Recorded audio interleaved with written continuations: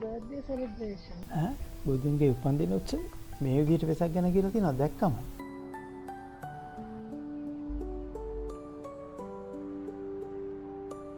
පේ කියලා වගේ දැනෙනවනේ. හැබැයි මේක මහායාන පන්සලක්.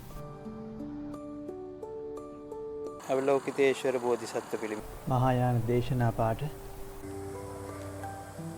මේ පොකුණේ අර බුබුලු දාන විදිය සැකසහිතයි.